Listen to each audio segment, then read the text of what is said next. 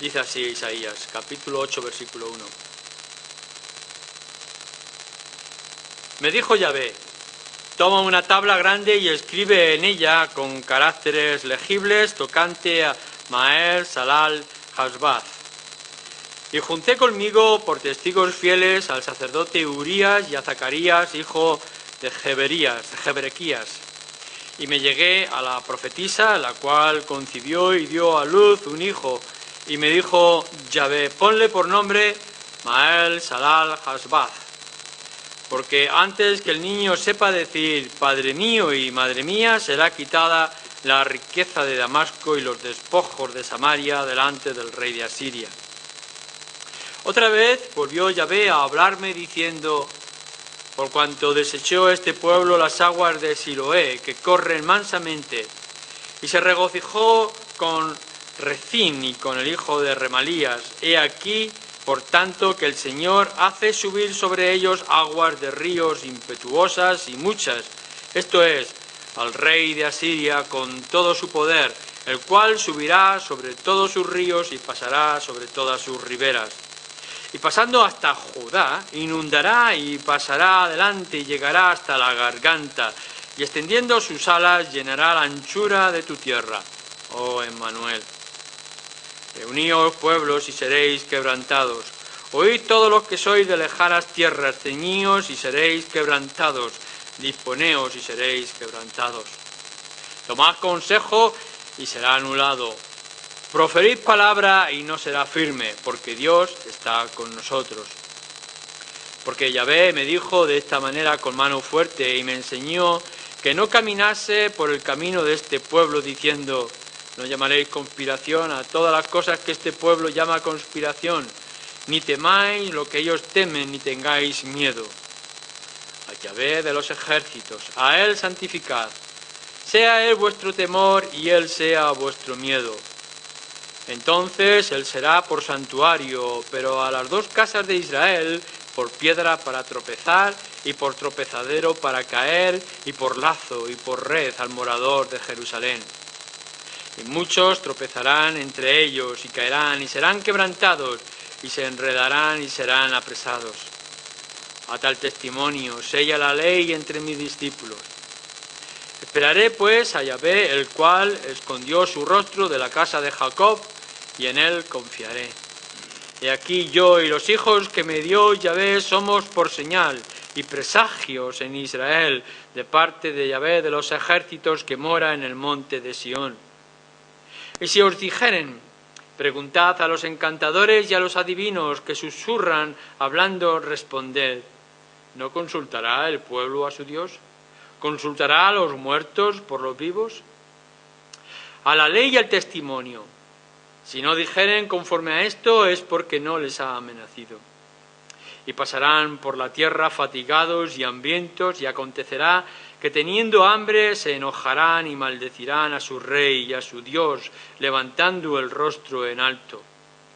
Y mirarán a la tierra, y he aquí tribulación y tinieblas, oscuridad y angustia, y serán sumidos en las tinieblas.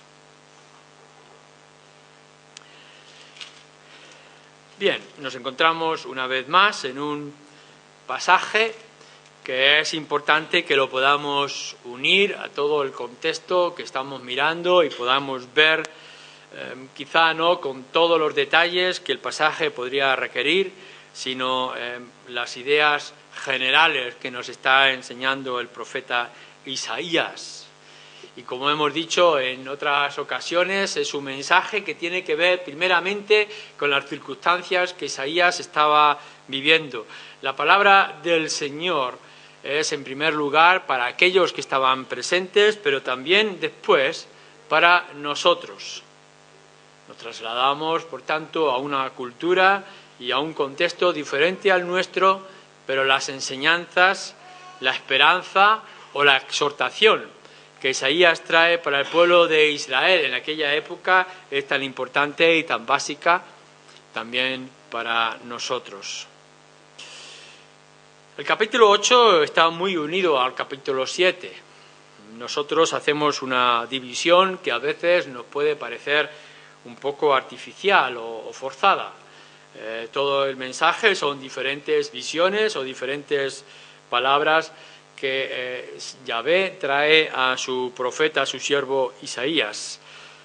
En primer lugar, lo que nos está diciendo, vuelvo a decir, unido también al capítulo 7, es cómo la propia familia de Isaías va a ser testimonio de los acontecimientos que estaban por venir. Anteriormente ha hablado acerca de su primer hijo, ahora una vez más, en los versículos 1 al 4, habla de su segundo hijo. Podemos entender en el versículo 3 cuando habla de la profetisa que se refiere a su propia mujer y que su mujer va a tener un hijo que le llamará de un nombre específico.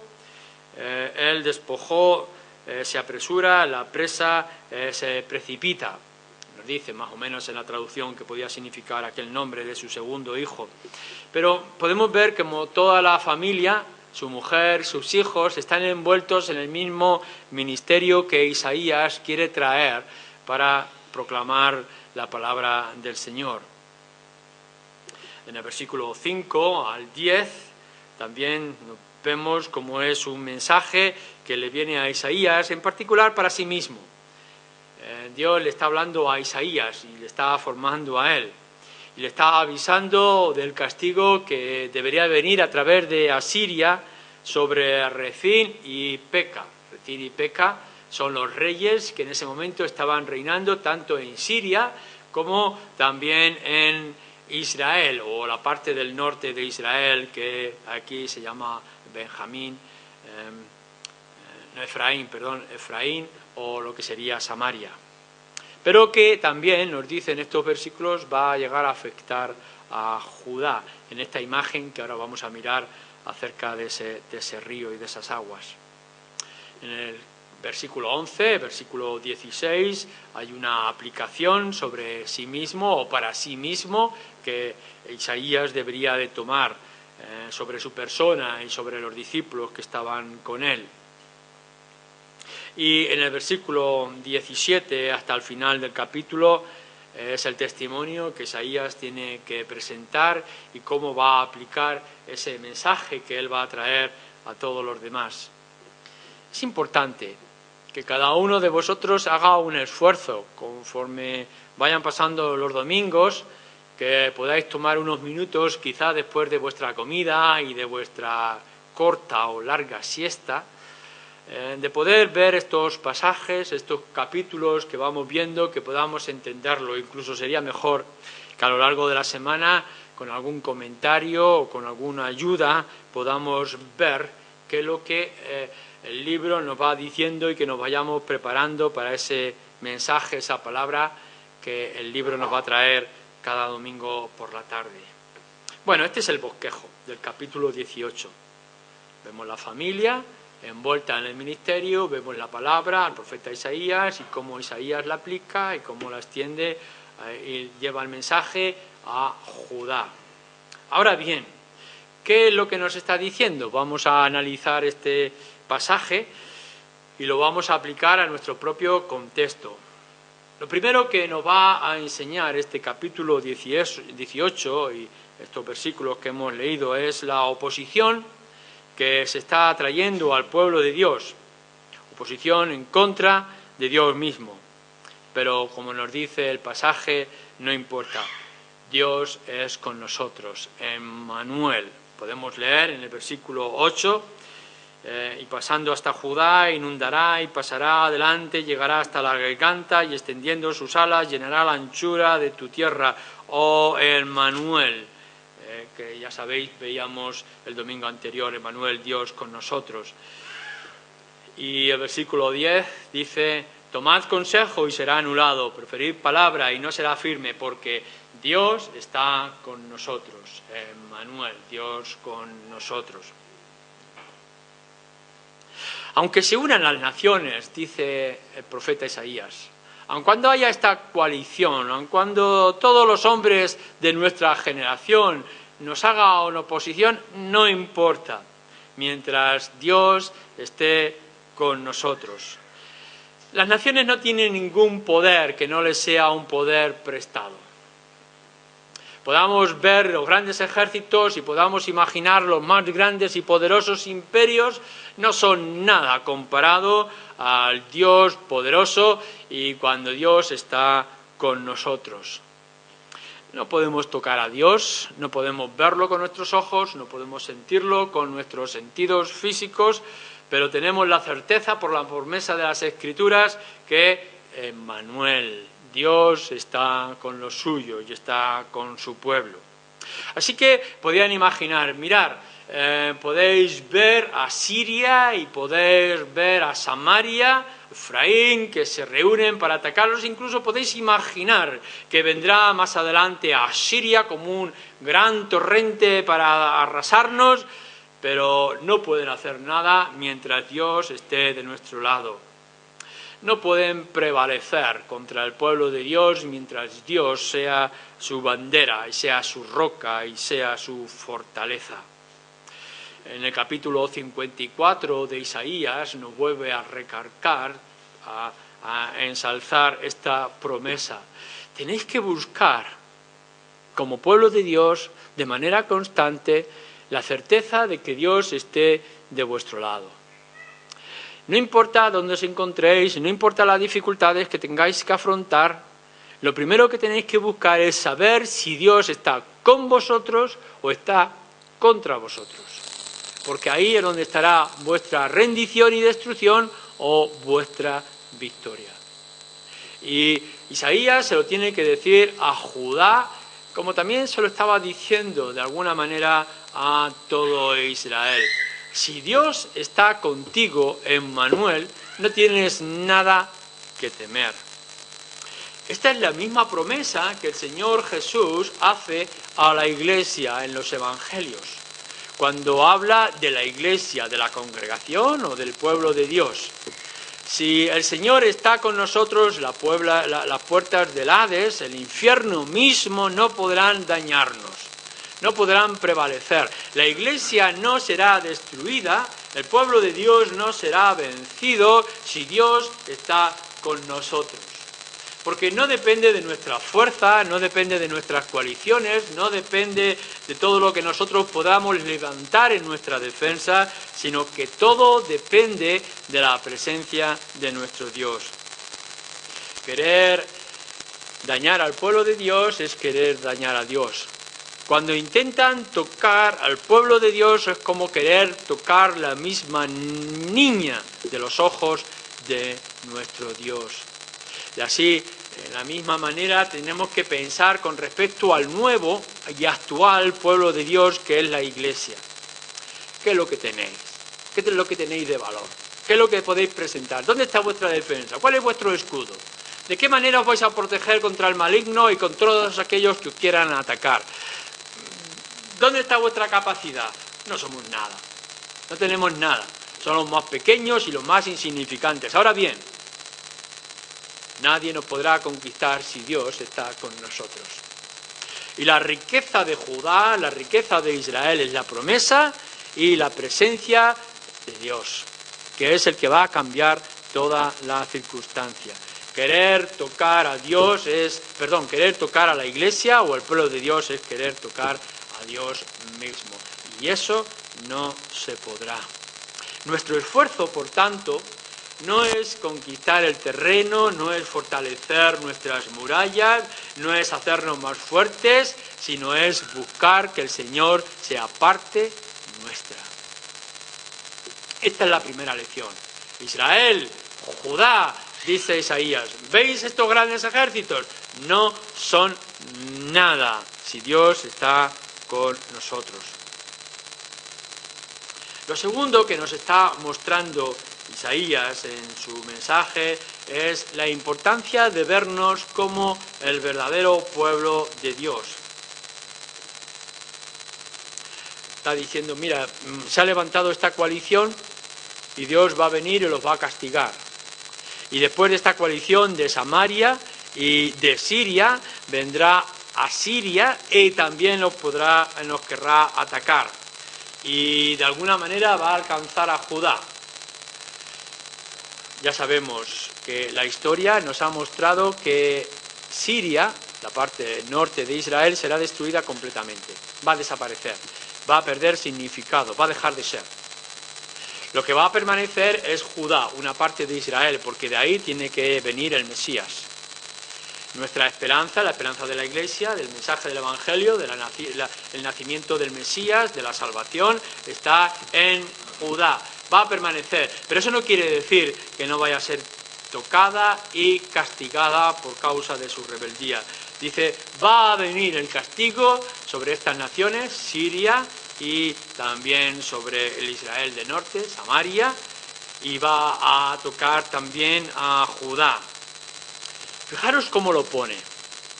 Y es muy importante, es muy hermosa la imagen que nos pone, dice, este pueblo de Judá ha rechazado las aguas tranquilas de Siloé. Se nos cuenta, si miráis en algún diccionario o en alguna enciclopedia bíblica, que en Jerusalén las aguas que llegaban para beber, para regar, venían de unas fuentes tranquilas, de unos manantiales que estaban fuera de Jerusalén, pero que llegaban hasta la ciudad, que eran aguas tranquilas y sosegadas, que eran de las fuentes, los manantiales de Siloé. Pero lo que está diciendo es, mira, lo habéis rechazado por esas corrientes impetuosas, esas fuerzas, esas energías que vienen de Asiria. El pueblo de Israel, recordáis de Acaz, el rey que ha buscado ayuda y apoyo en Asiria. Y nos dice, vosotros estáis buscando fuerzas impetuosas y habéis despreciado las aguas tranquilas de Sion o de Jerusalén. Pero vais a ser dañados. Es como si de pronto dejáramos correr el agua y ese mismo agua viniera y nos quisiera arrasar. Rechazar las aguas tranquilas que vienen del Señor por aguas impetuosas que vienen de las naciones extrañas. Nos parecerán en un principio una gran bendición y una gran ayuda, pero al final serán nuestro daño y serán nuestra perdición. No busquéis las aguas impetuosas de este mundo y de esta generación. No busquéis a las naciones de Asiria. Conformaros y buscar las aguas apacibles que vienen del Señor. Fijaros el versículo 16. Por esto el Señor, Yahvé de los ejércitos, enviará debilidad sobre sus robustos y estoy leyendo en Isaías 10.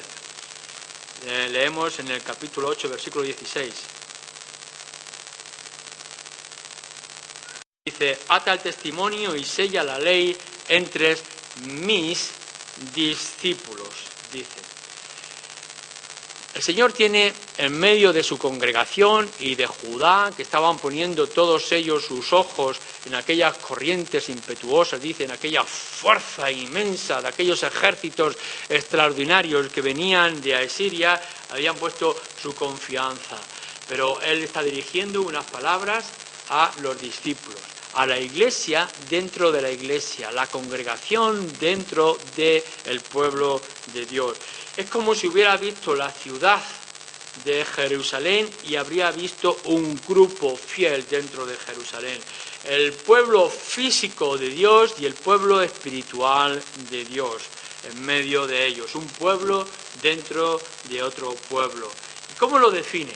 ¿Cómo define a aquellos que están poniendo su confianza en las fuerzas extraordinarias de aquel ejército mundano que parece que iba a venir en su ayuda, y aquel pueblo pequeño, insignificante, de las aguas tranquilas de Siloé, sino en aquellos que ponen su confianza y su fuerza en el testimonio y en la palabra de Dios?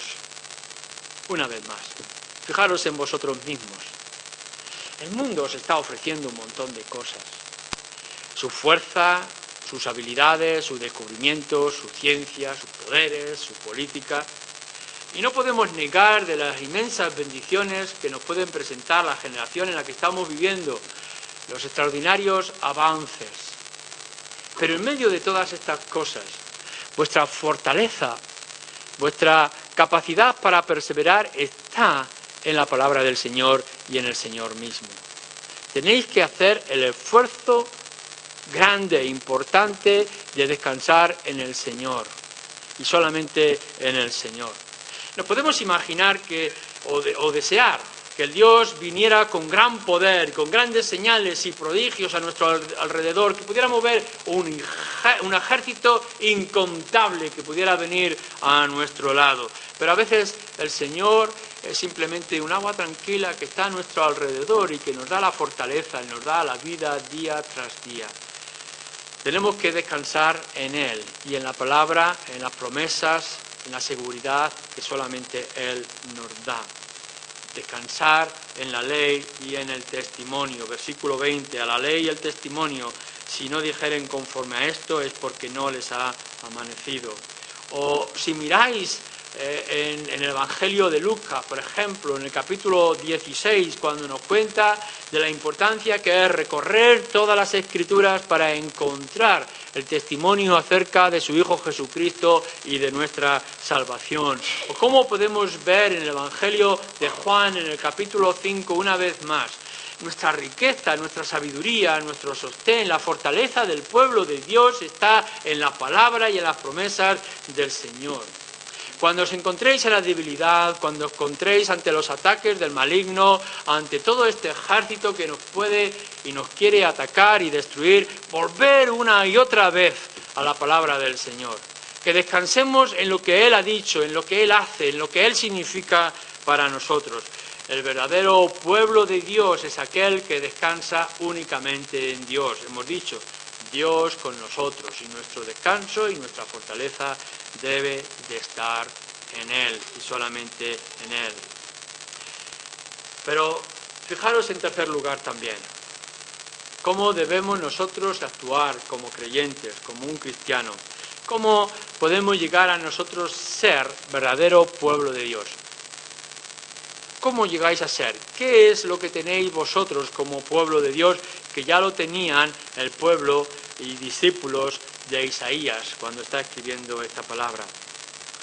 Versículo 12 nos dice: no llaméis conspiración a todas las cosas que este pueblo llama conspiración, ni temáis lo que ellos temen, ni tengáis miedo. A Yahvé de los ejércitos, a Él santificad, sea Él vuestro temor y Él sea vuestro miedo. Primero, no temáis a los hombres, no temáis a sus poderes, sus habilidades, lo que los dirán o lo que os podrán hacer, o lo que os puedan hacer, o que vosotros podáis imaginar que puedan llegar a hacer sobre vuestras vidas y afectar sobre vuestras almas. Si algo nos tiene que identificar a la Iglesia, a vosotros y a mí en esta tarde, debe ser nuestra independencia y separación total de lo que los hombres puedan hacer en el tiempo en el que estamos viviendo. No dependemos de nuestra generación, no dependemos de la habilidad de la gente que nos rodea, de sus imperios, de sus fuerzas, de sus descubrimientos. ¿De dónde viene nuestra fuerza? ¿De dónde está nuestra capacidad? ¿Qué nos hace distinto? ¿Qué es lo que nos hace fuertes? Lo dice el versículo 13. A Yahvé de los ejércitos, a Él santificad. Él sea vuestro temor y Él sea vuestro miedo. Santificad y temed al Señor. Esa debe ser nuestra identificación. Todas las demás personas, en todos los demás lugares que podamos imaginar, están dependiendo de la política, de la economía, del trabajo social que se pueden hacer, de los diferentes descubrimientos, análisis, conclusiones que pueda llegar la ciencia. Los ojos del pueblo de Dios, en el tiempo de Isaías y en nuestro tiempo, tienen que ser Dios. Y nosotros tenemos que buscar santificarle y temerle. Santificarle implica que le pongamos y le coloquemos en el lugar principal de nuestras vidas y de nuestra esencia. Tenerle por encima de todo y de todos. No hay otro Dios sino tú. Y a Él nos debemos y a Él nos implicamos. No es que en medio de todos los altares que nosotros nos levantamos cada día, de todos aquellos lugares de adoración que nosotros nos podamos formar, uno de ellos quizá incluso más principal, sea el Señor. No.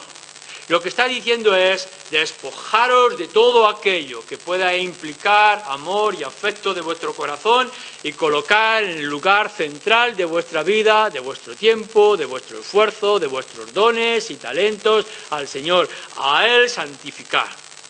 Solamente sea Él el centro de vuestras vidas. Igual como lo está diciendo Moisés en el tiempo, cuando leéis en Números, en el capítulo 20. Dios tiene que ser el centro. A Él nos vamos a dedicar. A Él lo vamos a colocar en medio de todas las cosas. Cuando levantéis cada mañana, colocar al Señor en el centro de vuestras vidas.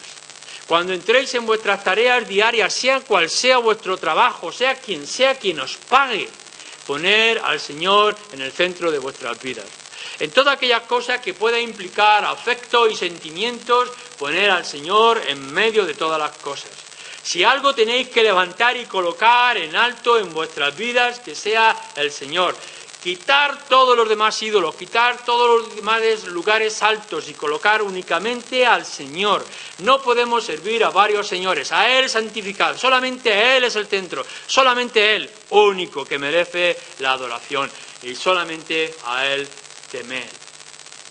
En más de una ocasión hemos dicho que uno no puede temer a los hombres y a la misma vez temer a Dios. Para poder vencer todos los temores, todos los miedos, todas aquellas cosas que os puedan afectar, la mejor defensa es poner vuestro temor reverente, vuestra relación con y en el Señor. El principio de la sabiduría es el temor al Señor. ¿Qué es lo que nos identifica como iglesia, como pueblo de Dios? Que Dios es único, que Dios es el centro, que Dios es el todo y que todos nosotros nos damos por entero a Él y que nuestra vida es temerle, es honrarle y es alabarle. Si te levantas, si te esfuerzas, si te mueves cada día de tu vida buscando otra razón de ser, estarás en el peligro que estaba Judá, que estaba Samaria y que estaba Siria. Ahora bien, si te mantienes firme solamente en tu relación pura y limpia con el Señor, estarás segura. Tu esperanza no está en las fortalezas impetuosas de los ríos que han de venir del norte, sino en las aguas tranquilas que emanan de las promesas y de las palabras del Señor. Y nos dice además, ata esta palabra a tu vida y en tu corazón. Ata el testimonio, dice, y sella la ley. Asegúrala, hazla definitiva, que en ti esté la Escritura.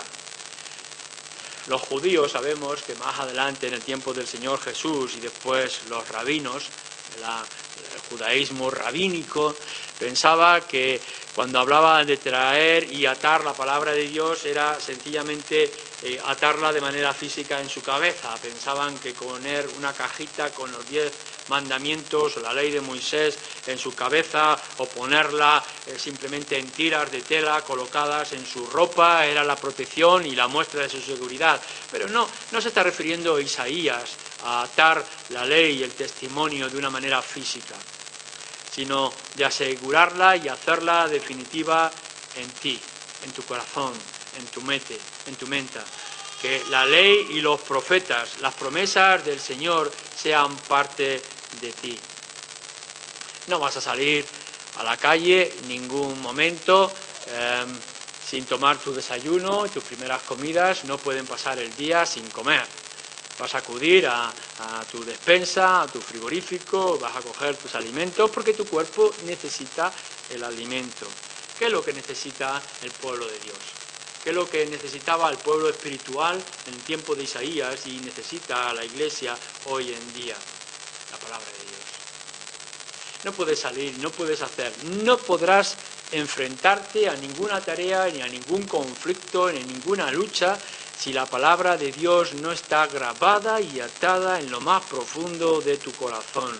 Si algo nos va a identificar como pueblo de Dios no es nuestra imagen, no es nuestra apariencia, ni siquiera será nuestra habilidad o actividad en las cosas diarias de cada día, lo que nos hace fuertes, lo que nos hace diferentes en nuestra relación con el Señor que hemos dicho, y es que la palabra del Señor esté en nuestras vidas, sea nuestro motor, sea nuestro código, día tras día. Confía, dice el versículo 17, y espera en el Señor. No solamente es que nosotros cojamos la palabra de Dios y la hagamos nuestra, el que tú leas la Escritura, medites en la palabra, la grabes, hagas memoria de ella, la intentes aplicar, sino que pongas tu confianza y que esperes en el Señor, porque el Señor hará. A su momento y a su forma, Él actuará. ¿Podéis ver esto? Bien, dice el profeta Isaías, palabras de Dios. Vendrá a Siria y con su torrente, su tormenta, su agua impetuosa, su energía, sus ejércitos, vendrán hasta las mismas puertas de Jerusalén. Podrás ver el poder de su fuerza, como un instrumento que Dios ha enviado para castigar la rebeldía y la maldad, el pecado de Samaria y de Siria, y os afectará a vosotros. Pero mientras vosotros pongáis la confianza en el Señor, y atéis en vuestro corazón y en vuestra mente las promesas que Él ha dado, la ley y el testimonio. Si confiáis en lo que el Señor ha dicho y ha hecho, podréis perseverar. Si sales esta tarde de este lugar, o te levantas mañana, o cualquier otro día de tu vida, pensando que tú lo puedes afrontar, que vas a seguir, que te vas a dejar llevar por tus gustos, tus habilidades, tus caprichos, tu conocimiento, tendrás poca esperanza. Ahora, si tienes la posibilidad, la capacidad, el deseo de salir de este lugar o de cualquier otro día, teniendo la palabra del Señor en tu corazón y una confianza firme en las promesas del Señor, por fe, podrás perseverar y seguir adelante. Esperaré pues a Yahvé, el cual escondió su rostro de la casa de Jacob, y en él confiaré, nos dice ese versículo 17. ¿Y qué más? Nos dice en el 19, y si os dijeren, preguntad a los encantadores y a los adivinos que susurran hablando, responded. Nos consultará el pueblo a su Dios, consultará a los muertos por los vivos, a la ley y al testimonio. Si no dijeren conforme a esto, es porque no les ha amanecido. Es muy fácil dejarnos llevar. Que vengan los aduladores y que vengan los inventores de ideas y de doctrinas a nuestro alrededor. Constantemente a la Iglesia, a ti y a mí, nos van a querer afectar con nuevas ideas, con nuevas filosofías, con nuevas espiritualidades en nuestra religión. No te dejes engañar, no te dejes llevar por los adivinadores. Acércate una y otra vez a la palabra del Señor. Nuestra fortaleza, nuestra entereza, nuestro futuro, la esperanza está en este libro. Las promesas que el Señor nos ha dado, la Escritura, a Él, al testimonio, a la palabra, una y otra vez volver a ella. Si alguno se rige por otra cosa que no sea la palabra de Dios en primer y único lugar, lo dice claramente aquí, no les ha amanecido. Buscarán en otros lugares y alcanzarán grandes conocimientos y grandes habilidades, pero no les habrá amanecido. La luz del Evangelio no estará con ellos, por tanto no estará la salvación. Y al final se frustrarán, se van a desalentar, no encontrarán respuesta y no encontrarán reposo. Serán sumidos, como nos dice en el último versículo, serán sumidos en las tinieblas. Tenemos muchos conflictos que afrontar. La Iglesia evangélica tiene mucho por lo que luchar, igual que el pueblo de Israel en el tiempo de Isaías. La única manera que tenemos de perseverar es aferrarnos y descansar únicamente, no en uno, sino únicamente en el Señor. Poner nuestra confianza, nuestro temor en Él. Que Él sea el santo y que nosotros le santifiquemos. Despojaros de todo, quitaros de todo, desnudaros de toda cosa mundana. y colocar al Señor como el centro de vuestras vidas, y que vuestro código sea esta palabra, el testimonio, la palabra traída por los profetas, completada en todas las Escrituras. Si no tenéis esta Escritura, si no seguís en la palabra de Dios, os vais a encontrar en las mayores desesperación, y también, como dice, no tendréis la luz, no os habrá amanecido. La fortaleza del pueblo de Dios en el tiempo de hoy es fidelidad al Señor y fidelidad a su palabra. No os dejéis engañar por los ejércitos, la fuerza de este mundo, sino por la fortaleza y la seguridad que nos da Siloé, el agua tranquila que ronda a nuestro alrededor. Que así sea para todos nosotros.